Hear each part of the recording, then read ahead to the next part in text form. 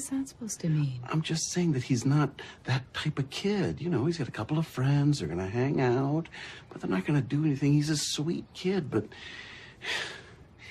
he's a loser.